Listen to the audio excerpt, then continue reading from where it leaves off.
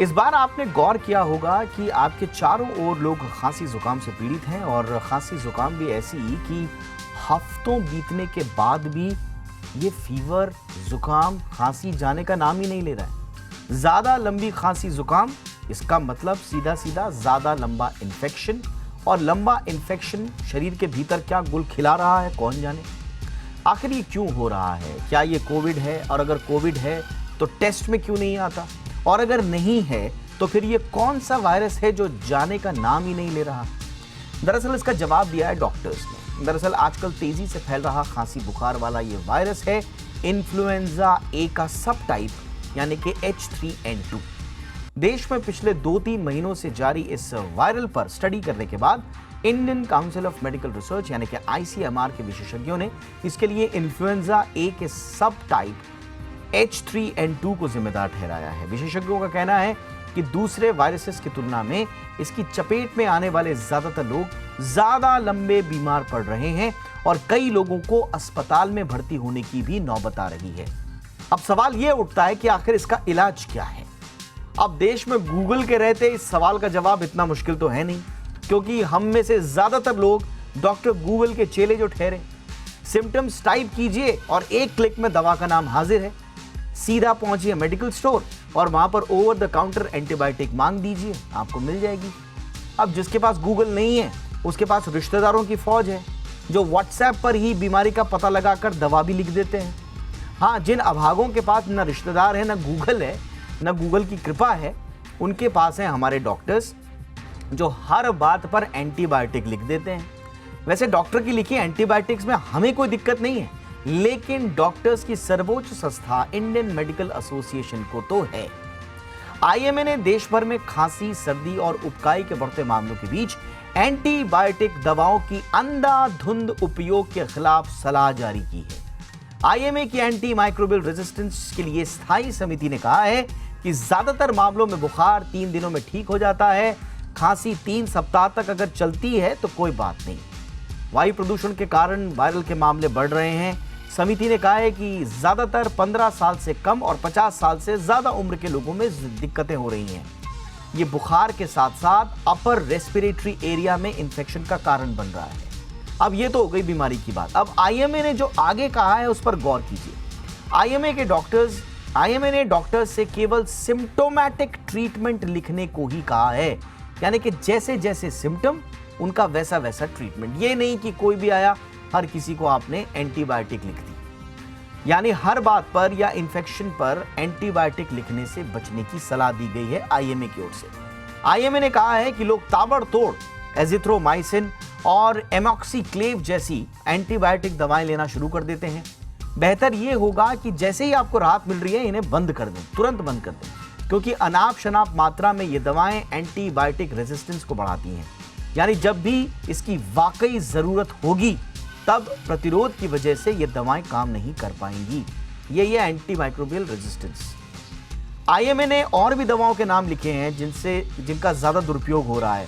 इनमें amoxicillin, norfloxacin, ओप्रोफ्लोक्सासिन, ओफ्लाक्सासिम, मुझे माफ कीजिएगा अगर मैं सही प्रोनाउंसिएशन नहीं ले पा रहा हूँ, डॉक्टर तो हूँ नहीं, तो मैं कोशिश कर रहा हूँ कि मैं सही इसका नाम लूँ, बाकी आप देख लीजिएगा। एक और है लेवीफ्लॉक्सासिन। तो ये वो दवाएं हैं जिन पर थोड़ा सा चिंता जाहिर किया IMA ने और कहा है कि बड़ा इनका बेजा इस्तेमाल हो रहा है, अनाप शनाप इस्तेमाल हो रहा है।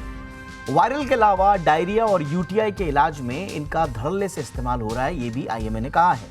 विशेषज्ञों के मुताबिक हमने पहले से ही कोरोना के दौरान एजिथ्रोमाइसिन और आइवरमेक्टिन का अनाप शनाप उपयोग देखा, लिहाजा एंटीबायोटिक दवाओं को निर्धारित करने से पहले संक्रमण के बारे में पता लगाना जरूरी है और डॉक्टर्स को कहा गया है कि आप सिम्टोमैटिक ट्रीटमेंट ही करें।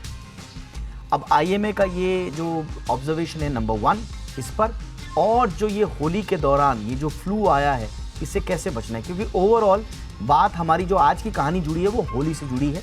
होली में लोग भीग भी जाते हैं, थोड़ा सा कलर वलर भी आ जाता है, लोगों को इन्फेक्शन हो जाता है, एक्सपोज भी ज़्यादा होते हैं, थोड़ा गर्मी थोड़ा पानी, तो ऐसे में ज़्यादा वनरेबल हो जाते हैं, संवेदनशील ज़्यादा हो जाते हैं लोग बीमारी को की चपेट में आने के। इसलिए आज हम आपकी तैयारी करा रहे हैं बहुत ही खास मेहमान के साथ, डॉक्टर स्वाति माहेश्वरी, जानी मानी फिजिशियन हमारे साथ हैं। डॉक्टर स्वाति, बहुत बहुत स्वागत है आपका मैम। ये जो सब टाइप कहा जा रहा है मैम इन्फ्लुएंजा ए का, ये कितना खतरनाक है और लंबे समय तक ये जो खांसी जुकाम और फीवर दे रहा है, इसका कितना खतरा है मैम? बिल्कुल, सबसे पहले आपको और जी बिज़नेस के सभी दर्शकों को होली की बहुत-बहुत शुभकामनाएँ। Thank you ma'am, same to you. Thank you. देखिए दीपक जी, पिछले साल भी हमने ओमिक्रॉन की लहर के साए में ही होली मनाई थी और इस साल भी हम इन्फ्लुएंजा की बात कर रहे हैं, H3N2 की बात कर रहे हैं कि इसके साए में हम होली मनाने वाले हैं। एक अच्छी बात ये है कि लोगों को कुछ न कुछ अंदाज़ा हो चुका है कोविड की वजह से, ओमिक्रॉन की वजह से, कि किस तरह से हमें इस रंगों के त्योहार को मनाना है और रंग में भंग नहीं करना है। लेकिन फिर भी कुछ ज़रूरी बातें हैं जो दोबारा याद दिलानी भी ज़रूरी है, ताकि जो बच्चे और बड़े बुज़ुर्ग हैं ख़ास तौर से, उनको हम सुरक्षित कर पाएँ, क्योंकि ये वर्ग जो है ज़्यादा वल्नरेबल रहता है। देखिए, इन्फ्लुएंज़ा H3N2 एक बहुत ही कॉमन वायरस है, ऐसा नहीं है कि ये पहले नहीं था, अचानक से अब आया है, ऐसा नहीं है, ये पहले भी सर्कुलेट होता है और हर साल इन्फ्लुएंज़ा की वैक्सीन भी आती है, जो हर साल तब्दील होकर के आती है, क्योंकि इसके भी अलग-अलग वेरिएंट्स हैं और कभी कोई-सा वेरिएंट और कभी कोई-सा जो है ज़्यादा प्रचर रूप में सामने आ जाता है। अब ध्यान देने की बात ये है कि ये भी बिल्कुल उसी तरह से फैलता है जैसे कि कोविड फैलता है, यानी कि आँख, नाक, मुँह पे हाथ लगाने से, किसी व्यक्ति के खाँसने से, उसके या उसके छींकने से जो कण बाहर निकलते हैं, उससे दूसरे व्यक्ति को ये इन्फेक्शन हो सकता है। तो अगर आपने हाथ अपने अच्छे से साफ नहीं करे हैं, ऐसे सरफेस पे लगाए हैं जहाँ ये कण गिरे हैं, तो वो आपको भी संक्रमण लेकर के आ सकता है। इसलिए सबसे पहले तो हमें ये ध्यान रखना है कि हम होली खेलें, ज़रूर खेलें, लेकिन हम बहुत ज़्यादा क्राउडेड एरिया में नहीं खेलें और ऐसे लोगों के साथ नहीं खेलें जिनको हम ज़्यादा जानते नहीं हैं, जिनके बारे में हमें पता नहीं है कि वो बीमार थे या नहीं थे पिछले कुछ दिनों में, ये बात ख़ास तौर से ध्यान रखने की होगी। दूसरा, मैं ये भी बोलूँगी कि जब मौसम इतना ज़्यादा तेज़ी से बदलता है, एक दिन ठंड है, एक दिन गर्मी है, ऐसी स्थिति में वैसे भी स्वाभाविक तौर से कई सारे लोगों को खाँसी, ज़ुकाम और इस तरह की परेशानियाँ होती हैं। तो हमें ये ध्यान रखना है कि हम ज़्यादातर गीली होली तब खेलें जब अच्छे से धूप निकल आई हो, हमारे पास सूखने की अच्छी व्यवस्था हो और 1-2 जोड़ी कपड़े एक्स्ट्रा हों, जिनको कि हम चेंज कर सकें अगर ज़्यादा भीग जाएँ। एब्सोल्युटली मैम, दूसरी बात एब्सोल्युटली। ये भी ध्यान रखें कि ये जो इन्फ्लुएंजा है ये बहुत खतरनाक नहीं है, लेकिन जब भी हम बीमार पड़ते हैं और ख़ास तौर से ये जो H3N2 इस बार हम देख रहे हैं, उसके साथ ये देख रहे हैं कि खाँसी बहुत लंबी चल रही है, 2-2 3-3 हफ्ते तक जो है लोगों को खाँसी चल रही है, सर दर्द की परेशानी हो रही है, इसलिए ना ही बीमार हो तो वो बेहतर है, जबकि इतनी सीवियर बीमारी नहीं है। और जैसा कि हुँ। आपने एंटीबायोटिक्स के ऊपर मैं बात मैं बोली, इसी ये पे आ रहा था बहुत मैम, एंटीबायोटिक्स का। अब प्रॉब्लम ये हो गई है कि पहले खांसी-वासी होती थी, हालाँकि हम तो हमेशा कहते हैं कि आप डॉक्टर गूगल के भरोसे ना रहें और डॉक्टर रिश्तेदार जो हैं, जो व्हाट्सएप वाले आपके डॉक्टर्स हैं, उनके भरोसे ना रहें। डॉक्टर के पास ही जाएँ। लेकिन अब आईएमए कह रहा है, डॉक्टर्स को भी कह रहा है कि आप एंटीबायोटिक्स मत लिखिए। तो ये कितना इम्पोर्टेंट ऑब्जर्वेशन है आईएमए का मैम? बहुत ही इम्पोर्टेंट है और बहुत ही ज़रूरी है, क्योंकि देखिए पिछले कुछ समय से लगातार एंटीबायोटिक रेजिस्टेंस के अगेंस्ट मोर्चा उठाया जा रहा है, क्योंकि ये जब हम देखते हैं कि जो लोग भर्ती होते हैं अस्पतालों में, उनमें जो एक ठीक होने की प्रक्रिया है वो बहुत लंबी हो रही है, या लोग ठीक नहीं हो रहे हैं, जिन्हें आईसीयू नहीं जाने की ज़रूरत थी वो भी आईसीयू तक पहुँच रहे हैं। और ये इसी वजह से हो रहा है क्योंकि अब इन्फेक्शंस जो हमारी सिंपल एंटीबायोटिक्स हैं उनसे ठीक नहीं हो रहे हैं। अब हमें बहुत जो स्ट्रॉन्ग एंटीबायोटिक्स हैं उनका प्रयोग करना पड़ता है, या फिर वो भी कई बार जो है विफल हो रही हैं, वो भी वो रिजल्ट नहीं दे पा रही है जिसकी हमें उम्मीद होती है। तो ये एक बहुत बड़ा चिंता का विषय है कि छोटी-छोटी बीमारियों से, छोटे-छोटे इन्फेक्शन से अगर हम मौत के मुँह में धीरे-धीरे जा रहे हैं, तो ये एक जो है चिंताजनक विषय, और इसीलिए लगातार इसके प्रति जो है आवाज़ उठाई जा रही है।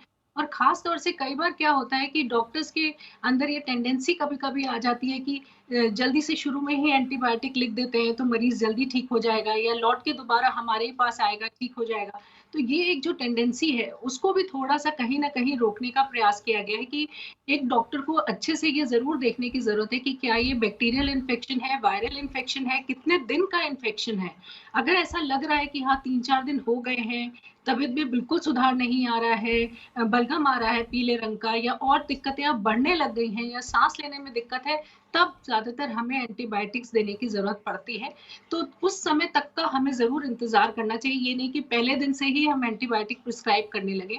और देखिए भारत में एंटीबायोटिक्स जो है ओवर द काउंटर बड़ी आसानी से मिलती हैं, और इसीलिए जैसा आपने कहा कि चाहे राइट। व्हाट्सएप से देख करके लोग या गूगल से देख करके, यहाँ तक कि केमिस्ट से पूछ करके भी लोग जो है एंटीबायोटिक्स का सेवन शुरू कर देते हैं। और एक बहुत दुःख की बात ये भी है कि देखिए, अगर एक जने को कोई डोज़ दी गई है, तो दूसरा जना उस पे इतनी बुद्धि नहीं लगाता है कि मेरी डोज़ फ़र्क हो सकती है या बच्चे की डोज़ फ़र्क हो सकती है।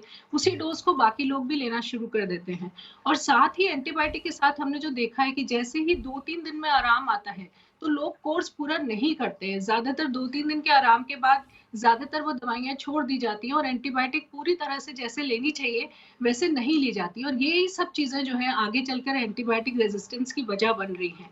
इसीलिए बार-बार इन चीज़ों के ऊपर ध्यान जो है लोगों का केंद्रित करने की कोशिश की जा रही है कि आप एंटीबायोटिक्स का सेवन अपने आप से नहीं करें, जी, बेवजह नहीं करें और ज़्यादा नहीं करें। तो ये सब चीज़ों के लिए एक बहुत मुझे लगता है एक एब्सोल्युटली मैम। अच्छी मुहिम आईएमए इस हाँ, वक़्त चला रहा और है। ये बहुत इम्पोर्टेंट है कि पहले तो आम लोगों को ही हिदायत दी जाती थी कि आप ओवर द काउंटर मत लीजिए, अपने से मत लीजिए, गूगल की मदद मत लीजिए।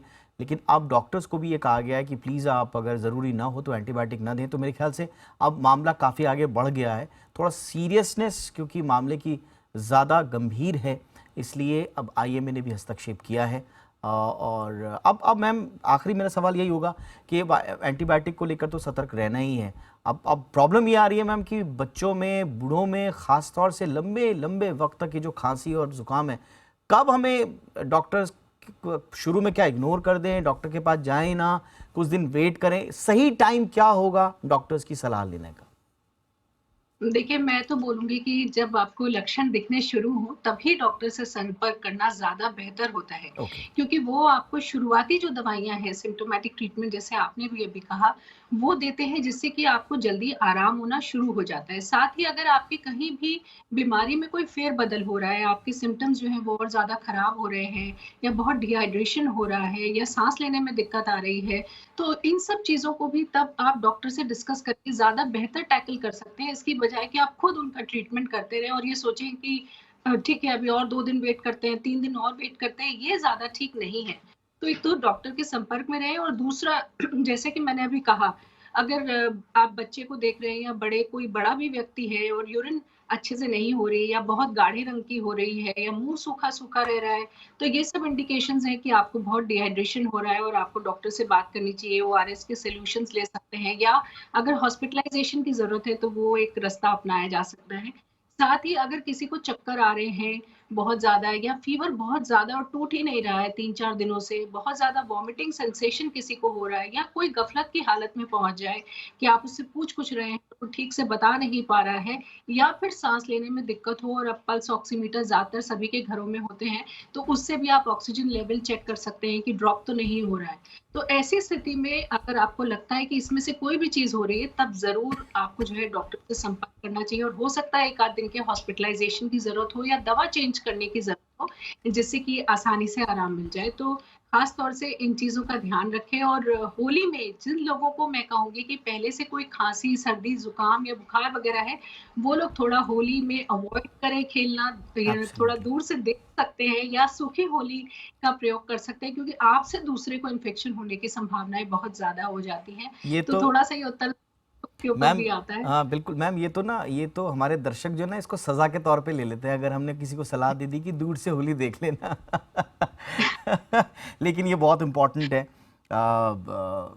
क्योंकि ये आपकी सेहत का सवाल है। इसीलिए हमने आपसे कहा था कि देखिए, होली से हम आपको दूर नहीं करना चाहते। मैम भी जो आपको कह रही हैं, यही कह रही हैं कि होली खेलिए, बच जमकर होली खेलिए, लेकिन थोड़ा-सा फ़ीवर से बच के आपको रहना। ख़ास तौर से अगर कुछ सिम्पटम्स हैं या जो वल्नरेबल जो सेक्शन है, हमारा एज ग्रुप है, बच्चों का, बूढ़ों का, उनको आप जितना बचा सकें तो उतना ही अच्छा। बहुत-बहुत शुक्रिया मैम, आपने वक़्त निकाला। होली की एक बार फिर से आपको शुभकामनाएँ हमारी ओर से, हमारे दर्शकों की ओर से भी। Thank you so much.